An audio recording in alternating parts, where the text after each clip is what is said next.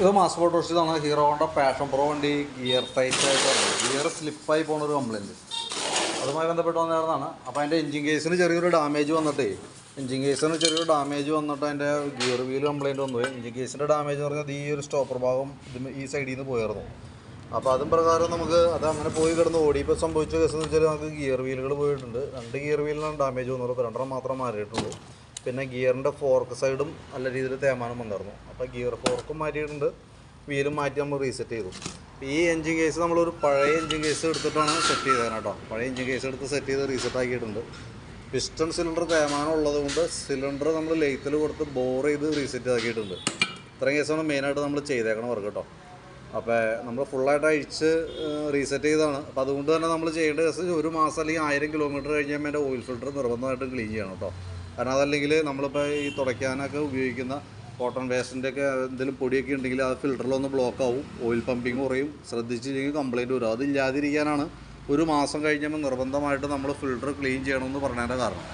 അപ്പോൾ അത് കൃത്യമായിട്ട് ചെയ്തോളാം. ബാക്കി പിന്നീട് അങ്ങോട്ടേക്ക് 3000 kilometre oil change with service ചെയ്ത് പോവാം. അതാണ് ഏറ്റവും ബെറ്റർ. പിന്നെ എന്നെ വെരി ഇമ്പോർട്ടൻ്റ് ആയിട്ട് ശ്രദ്ധിക്കേണ്ട ഒരു കേസ് എന്ന് വെച്ചാൽ നമ്മുടെ വണ്ടിയുടെ കാർബറേറ്റർ കംപ്ലയിൻറ്റാണ്. കംപ്ലയിൻ്റ് എന്ന് പറഞ്ഞാൽ പെട്രോൾ ഓവർഫ്ലോ ആയിട്ട് പോകുന്നുണ്ട്. അപ്പോൾ നിലവിൽ നമ്മളിത് സെറ്റ് ചെയ്ത് കയറ്റി കഴിഞ്ഞപ്പോൾ ഓവർഫ്ലോ കംപ്ലയിൻറ്റ് കാണിച്ചത് കാരണം ഞാൻ കാർബറേറ്റർ അഴിച്ചൊന്ന് ക്ലീൻ ചെയ്ത് റീസെറ്റ് ചെയ്തിട്ടുണ്ട്. അതിൻ്റെ ഉള്ളിൽ തന്നെ ഫ്ലോട്ട് വാൽവ് എന്ന് പറഞ്ഞൊരു ചെറിയ യൂണിറ്റ് ഉണ്ട്, അത് മാറ്റി റീസെറ്റ് ചെയ്തിട്ടുണ്ട്. പക്ഷേ എന്നിട്ടും ഓൾറെഡി 100% റെഡി ആയിട്ടില്ല, കംപ്ലയിൻറ്റ് വീണ്ടും കാണിക്കും. അപ്പോൾ നമ്മൾ ശ്രദ്ധിക്കേണ്ട കേസ് എന്ന് വെച്ചാൽ പരമാവധി വണ്ടി നമ്മൾ ഉപയോഗിക്കാതെ വെക്കുന്ന സമയത്ത് പെട്രോൾ ലോക്ക് ചെയ്ത് വെക്കാനായിട്ട് ശ്രദ്ധിക്കുക. ഓണാക്കിയിട്ട് കഴിഞ്ഞാൽ ഉറപ്പായിട്ടും ടാങ്കിലുള്ള പെട്രോൾ ഫുള്ളായിട്ട് പോകും. ആ ഒരു സ്റ്റേജിലാണ് കാർബറേറ്ററിൻ്റെ അവസ്ഥ കേട്ടോ.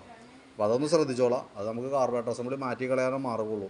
ഞാൻ അതിൻ്റെ ഫ്ലോട്ട് വാൽവൊക്കെ മാറ്റിയിട്ട് നോക്കി, പക്ഷേ പോസിബിൾ അല്ല. ആ വലിയ ലീക്ക് മാറി. മറ്റേത് നമ്മൾ കണക്ട് ചെയ്യുമ്പോൾ തന്നെ ഈ അടിയിലെ പൈപ്പിൽ കിടങ്ങനെ ചാടി ഇങ്ങനെ പോയിക്കൊണ്ടിരിക്കണം.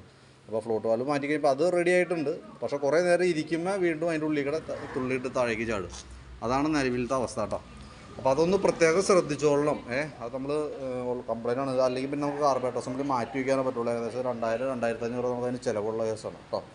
ഈ നമ്മൾ പൂട്ടാൻ മറന്നു പോയിട്ട് ഓവർഫ്ലോ ആയി കഴിഞ്ഞാൽ സംഭവിക്കുന്നുണ്ട്, ഒന്ന് പെട്രോൾ പോകും, പിന്നീട് നമുക്ക് അടിച്ചാൽ വണ്ടി സ്റ്റാർട്ടായി കിട്ടാനായിട്ട് കുറേ താമസം എടുക്കും കേട്ടോ. പ്രത്യേകം ശ്രദ്ധിക്കുക. അല്ലാത്ത സമയത്ത് വേറെ പ്രോബ്ലം ഉണ്ടാവില്ല. ഓക്കെ.